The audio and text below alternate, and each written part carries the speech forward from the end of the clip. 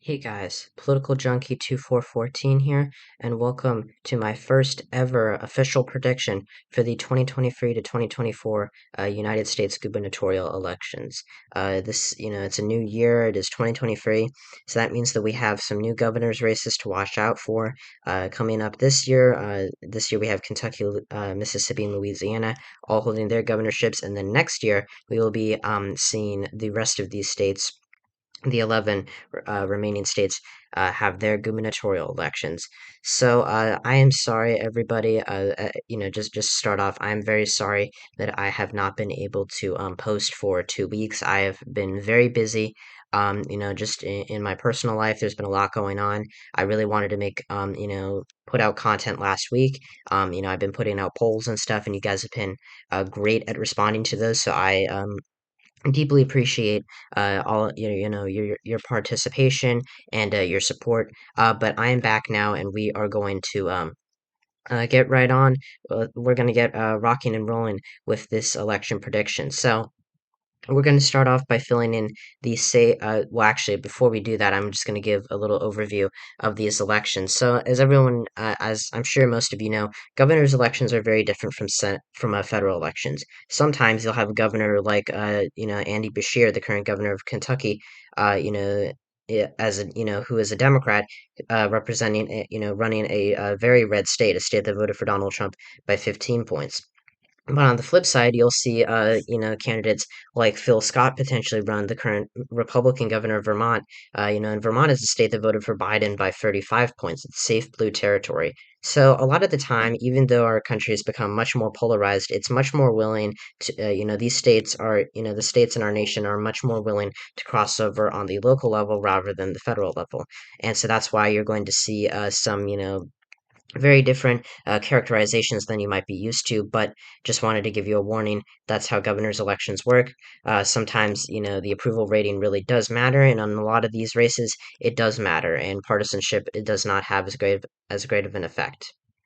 Maryland and Massachusetts had Republican governors as recently as last year. They now have, flipped back to the Democrats since those governors have retired. And Kansas currently has a Democratic governor, Laura Kelly, who was reelected last year. Um, you know, so it really just depends on what state you're looking at. It is a very fascinating. It's very different from what we would perceive as what the stereotypes that are made about a lot of these states. But that is just the way it is. And so yeah, let's get right into it.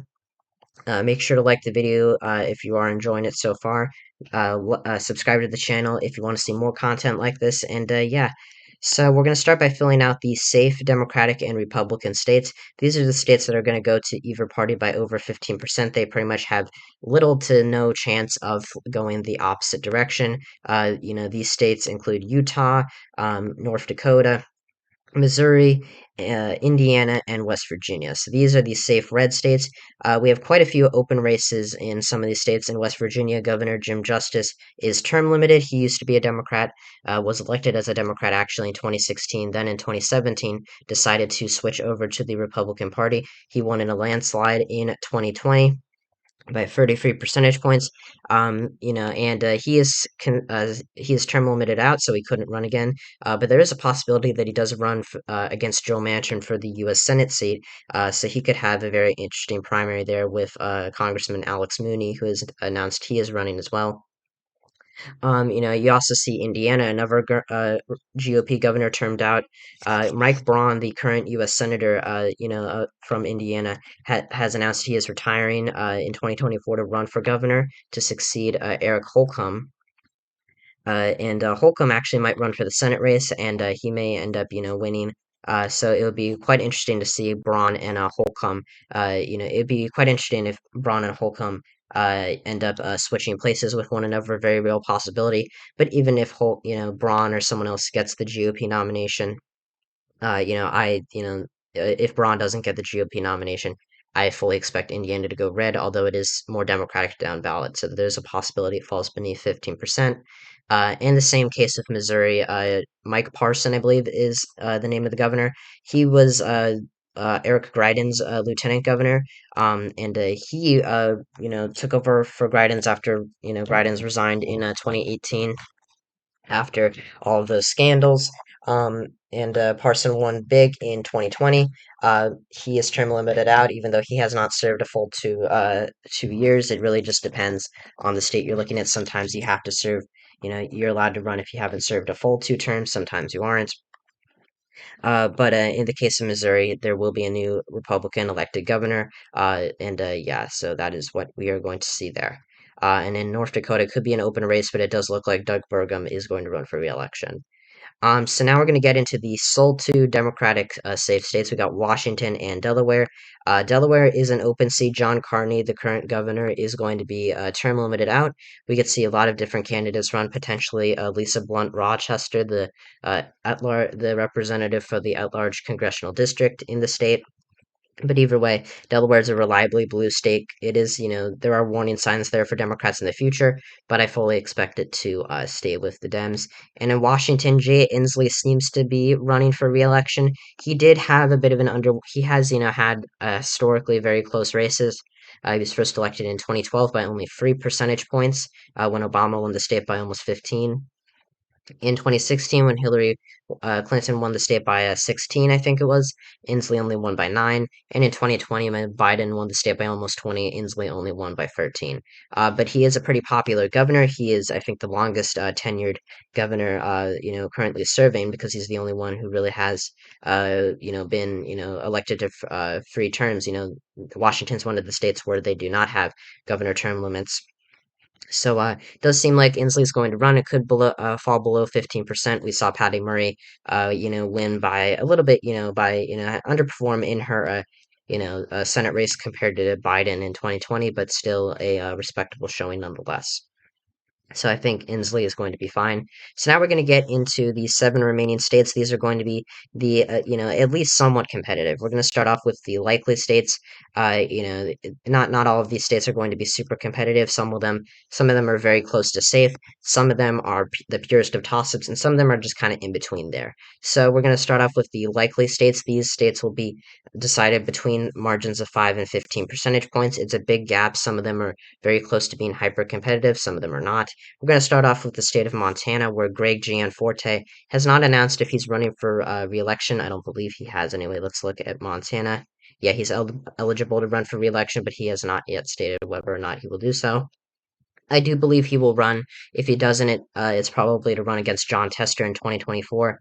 And Gianforte would win easily. He did, flip the governorship by a pretty large margin in 2020, but he still underperformed Trump. And seeing how well Democrats did in the first congressional district this year, I think that are signs that Montana is becoming, a more Democratic state, and John Tester may be able to, win re-election. Currently, I think that he still loses, as my previous Senate predictions have shown, but there is a real chance that he holds on. And I think that Gianforte is a bit of a controversial figure, but he will win in Montana. It's very likely that he does. Anyway. So now we're going to go over down to the state of Louisiana, where I will have it as likely Republican. This is a pickup for the GOP. This state the governorship is currently held by Democrat John Bel Edwards, a very moderate blue dog kind of Democrat. He has had a lot of electoral success in the past couple of years. He was first elected back in 2015, by about 13 percentage points against Republican Senator David Vitter, won by almost 13 percentage points. A very strong showing for him. He flipped the governorship then. In 2019, it was a much closer race between him and Eddie Respon. I believe is how you say that. He did not get 50% in the first round, like in 2015, so he went into a runoff with Response and won by about 3 percentage points. But now he is term limited out, and so that is going to make for a very difficult race for Democrats to hold on to. I've seen a lot of people put this as safe R. I could very well see that. It looks like the Attorney General, Jeff Landry, he is actually running, in this race. There was potential that Bill Cassidy or John Kennedy, the state's 2 GOP senators, could have run for this seat, but it does not look like they're going to. My guess right now is that Jeff Landry does end up winning. He does end up winning the gubernatorial race. I think this race will probably go into a runoff, and there's a potential for it to be to go down to between Landry and another Republican, or just two Republicans, or even a Democrat. And in that case, it would probably be safe R. But right now, it's a pretty these are preliminary looks at these races, so I'm going to keep Louisiana as likely Republican for now. Now we've got the state of Mississippi, where incumbent Republican Governor Tate Reeves is going to be running for his reelection. He was first elected back in 2019 against Democratic Attorney General Jim Hood, but this was a pretty underwhelming performance for Reeves. He is not the most popular governor, although there are signs that he is starting to become more popular. I think a political morning consult poll came out last week that showed his approval ratings pretty much, have surged since their last poll in mid-October, but he is still not very popular. And Mississippi does have a history, of having somewhat close governor elections. A Democrat won Mississippi's governor's race as recently as 1999, but since then it has been in Republican hands.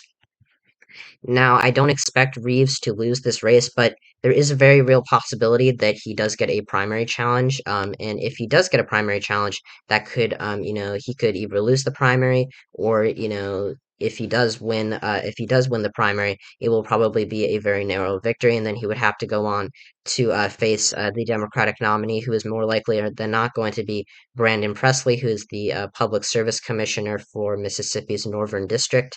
He's actually related to Elvis Presley, believe it or not. And apparently, from what I've heard about him, he has a very good relationship with the state's black Democratic leaders. Who, Mississippi is the blackest state in the nation, yet it has pretty low black turnout. And Benny Thompson, the former chairman of the January 6th Select Committee, and the only Democrat in Mississippi's congressional delegation, has given Presley his endorsement. I think that there's a very real shot also that an independent jumps into the race, such as George Flaggs, who could, take away votes from both Democrats and Republicans. And we also have our first poll ever that came out a couple, was conducted a couple of weeks ago from Siena College in conjunction or in collaboration with Mississippi Today. It only has Reeves up by 4 points, but again, there are a lot of undecideds. And so, there's a potential for this race to get a little bit interesting. If it goes to a runoff, I think that that could, really, hurt Reeves. And I think, Mississippi used to use this old voting system that was enacted during the Jim Crow era. I believe what would have to happen is that the state house would decide the governor if they did not, so what would have to happen is Mississippi would have to, the winning governor candidate would have, or one candidate in the governor's race would have to get the majority of the state's electoral votes, which were used for the governorship, or as well as a majority of the vote. If they did not get both of those things, the state house would decide. That's how Ronnie Musgrove won his governor's race in 1999. Um, but I do think that right now, well, that was taken out after George Floyd's death in 2020, because Mississippi was going through a lot of changes back then. They became the last state to remove the Confederate flag from their state flag, or the Confederate symbol from their state flag, excuse me. And they got rid of that electoral system. So now it's just a matter of, will the candidates get above 50%? If they don't, Reeves might be in real trouble, because if it's a freeway race, the candidate who comes in third, whether it's the Democrat or the Republican, could very well would probably flock to Reeves's opponent. So Mississippi, one to watch out for, could be very interesting, but for right now, I'll keep it as likely Republican, subject to change. Now, the two states that are almost certainly subject to change are Vermont and New Hampshire. Phil Scott, as I was talking about, is the governor of Vermont. He won by nearly 50 points in November of 2020. November of 2022. He is a very popular governor. He, has a lot of appeal to Democrats as an anti-Trump Republican, and gets the majority of Republican support. Chris Sununu in New Hampshire is, of course, the son of former Governor John Sununu, and he is very popular as well. But the reason these two, these two would probably win by safe margins if they ran, but they've both been in office for about 8 years, and whether or not a governor is forced to serve, just 2 terms, or 8 years, I guess in this case, because Vermont and New Hampshire elect their governors every 2 years. Um, they usually end up retiring after 8 years in office, whether or not they're forced to. And so, if they do retire, if Scott retires, I think that this moves into a likely de-race, possibly safety by election day. In New Hampshire, I think it could be a little bit closer, but I probably keep it as a lean blue state because these two states are Democratic strongholds at the federal level. Vermont more than New Hampshire, but still, we do not have word from either of these governors, what their plans are. If they decide to run, they're both going to be safe. But if they do not run, they could very well be Democratic pickups. But right now, without any word, we're going to keep them as likely Republican for now. So yeah, that is Vermont and New Hampshire. Although these states will definitely change in time, it just depends on, it's just a matter of which way will they change. Will they shift towards the Dems or will they go into the safe R category? So now we have two races left, and these are the really competitive races, Kentucky and North Carolina. Kentucky will be up in 2023, and then North Carolina will be up in 2024. So these are the two very competitive states on the map right now, at least in my opinion. These states will be decided by less than 5%, which means that they're going to be lean states, states that are more than likely going to go to one party, but has a significant chance of going the opposite direction, or possibly even tilt, which is in the toss-up category. Which are states that are, and the tilt characterization goes for states that are decided by less than 1 percentage point. Although sometimes when it's less than 2%, when I think the margin will be less than 2%, I tend to put things in tilt because I'm not exactly sure what the final margin will be, and so I'll just be cautious. So yeah, so now we're gonna give Democrats their lean state. That is the state of Kentucky, where Andy Bashir is running for his reelection. He won in 2019 against Republican Governor Matt Bevin, who was very unpopular. Many people saw this race as, many people thought that Bevin was favored here. It was a pretty big upset, if you ask me. Or, not if you ask me, I actually wasn't paying attention to politics back then very much. But, according to most of the polling data, it seemed like Bashir was on track to lose. He is the son of former Governor Andy, um, what's the guy's name? Steve Bashir, that is his father. So Andy Bashir is the governor right now, and there is a very real possibility that he loses re-election. But seeing, how, I think that there was a lot of talk about Laura Kelly's re-election last year, being a Democrat, with a fairly high approval rating in a pretty Republican state, whether she could win re-election. She did win, a second term against Attorney General Derek Schmidt. It looks like that we're going to see, Republicans nominate the Attorney General Daniel Cameron, who took over that office after Bashir decided to run for re-election because he was the Attorney General before. But we're going to have an interesting primary here. So Bashir's almost certainly going to get the Democratic nomination. And it depends on the Republican nomination's a lot more there's a lot more uncertainty about that, but we will just have to wait and see. Although right now, I think that given that Bashir is actually the most popular Democratic governor in the entire country, I do believe that he is going to win re-election probably by around 2 or 3 percentage points. Although there is a chance that if Cameron does run a really good campaign and nationalizes the race, and if Democrats start to fall off from their high point, if Biden's approval starts to get worse, there is a possibility that the state flips just like Virginia did in 2021. But right now, I think Bashir is a strong enough incumbent to hold on. Now the final state, the state of North Carolina, where I am very conflicted about this race. The current governor, Roy Cooper, who is a Democrat, won first in 2016 against Republican Governor Pat McCrory, even though Trump won the state by 4 points against Hillary Clinton. And in 2020, despite Trump and Tom Tillis winning the presidential and Senate races here, Roy Cooper was elected. Cooper was reelected by 5 points against Dan Forest, who I believe was the lieutenant governor. of North Carolina. And so Cooper is term limited, and he would have, had it. This would probably have been a lean blue state, had, Cooper been able to run again, but he isn't.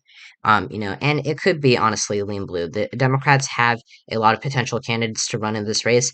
Right now, the front runner and the only one who's actually announced is Attorney General Josh Stein, who was also able to win his reelection in 2020. Or actually, I don't know if yeah, he did win because it says 2017, so he was elected in 2016. 2016, I'm assuming. So yeah, so Democrats are a lot more, perform a lot better in North Carolina on the local level, although it is still a competitive state, you know, on both the federal and local level. And North Carolina, only once in the last 30 years has the state elected a Republican governor. Even, in, years like 2004 when Bush won the state by almost 13 points. John Easley, I think that was his name, Mike Easley. He won by 13 percentage points across the state. McCrory was the sole exception. He won by 11 in 2012. It was a historic night for the North Carolina GOP, and they're good at what they do. Don't get me wrong, but McCrory is, what was a very unpopular governor, and so he lost.